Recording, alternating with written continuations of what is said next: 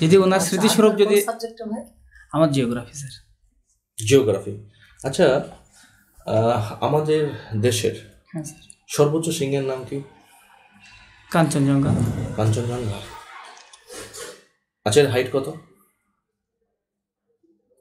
5858 metre. তাই? আমার প্রশ্ন এটা নয়, এই যে হাইটটা হ্যাঁ স্যার। মেজারমেন্ট করছেন কিভাবে, মানে কিভাবে এই হাইটটা মেজারমেন্ট করা হয়? স্যার অ্যাকচুয়ালি এটা তো সমুদ্রপৃষ্ঠ থেকে ধরা হয়। সমুদ্রপৃষ্ঠ থেকে ধরা হয়? হ্যাঁ। তাহলে আমি বলবো এর হাইটটা করা হয় সমুদ্রপৃষ্ঠ থেকে। সমুদ্রপৃষ্ঠ থেকে ওর হাইট। হ্যাঁ স্যার। আচ্ছা, আমাদের ইন্ডিয়াতে কোথায় আছে তার রেফারেন্স কোনো একটা ইন্ডিয়াতে?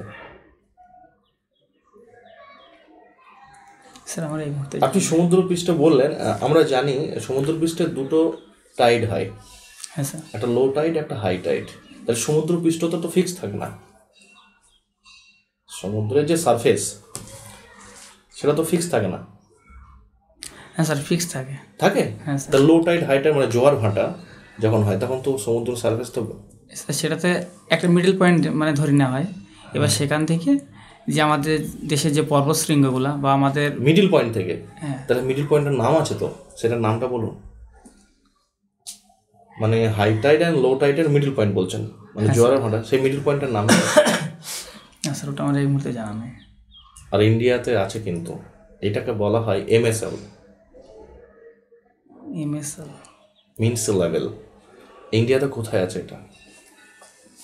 আমরা কি দেখি নলকূপের মাধ্যমে বা টিউবওয়েলের মাধ্যমে যে জলগুলো আমরা সংগ্রহ করি সেই জলটা কিন্তু আমরা পান করি বা বিভিন্ন কাজে ব্যবহার করি, ঠিক আছে।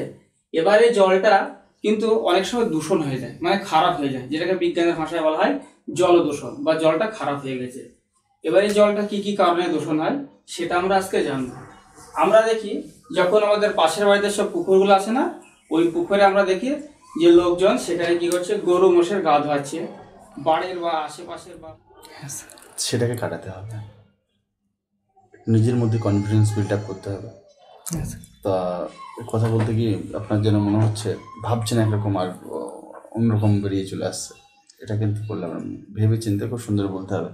তার একটা জ্বলন্ত দৃষ্টান্ত হচ্ছে আপনি গিয়ে প্রথমেই আপনাকে বোর্ড ওয়ার্কটা করতে হবে।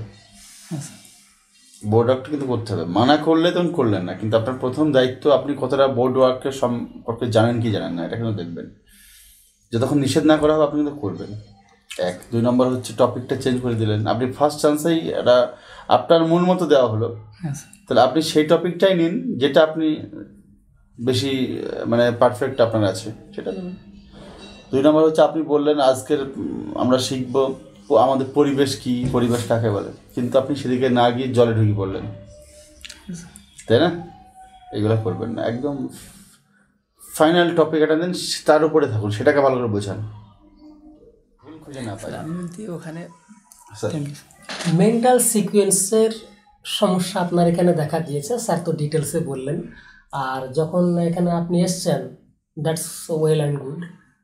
আপনি যেটা হাত কিভাবে রেখেছেন, this is not the system and the board of interview sir. Sirajullah, আপনার যে নলেজ কম আছে সেটা তো একদমই নয়, অসাধারণ পড়িয়েছেন, কিন্তু স্যার যেটা বলেছেন শুধু ওই জায়গাটাতেই আমারও আপত্তি যে আপনার ডিসিশন ঠিক ছিল না। মানে 3-4টে টপিক নিজে নিজে চেঞ্জ করছেন, আমরা তো আপনার মতোই পড়াতে বলেছি। হ্যাঁ, শুধু আপনার সমস্যা হয়েছে। আচ্ছা, যাই হোক, খুব ভালো হয়েছে। আগামী ভুলটা হলো ধরা গেল, আগামী দিনের জন্য এগুলো না হয়। হ্যাঁ, আর ওইটা কিন্তু স্যার ওই অ্যাভারেজ হাইট, ওটাকে মিন সি লেভেল বলা হয়। ইন্ডিয়াতে এখন মুম্বাই আছে, আর অবিভক্ত ভারতবর্ষে ছিল করাচিতে। এগুলো জিওগ্রাফি আপনাকে জানতে হবে কিন্তু। স্যার ওটা আমি ভাবছিলাম হয়তো মেদিনীপুর হতে পারে, কিন্তু না, করাচি মুম্বাই হয়। মুম্বাই। হ্যাঁ, এটা হচ্ছে মিন সি লেভেল, মানে আমাদের ইন্ডিয়াতে যে কোনো হাইট যদি মেজারমেন্ট করা হয় মুম্বাই মুম্বাই ওইটাই রেফার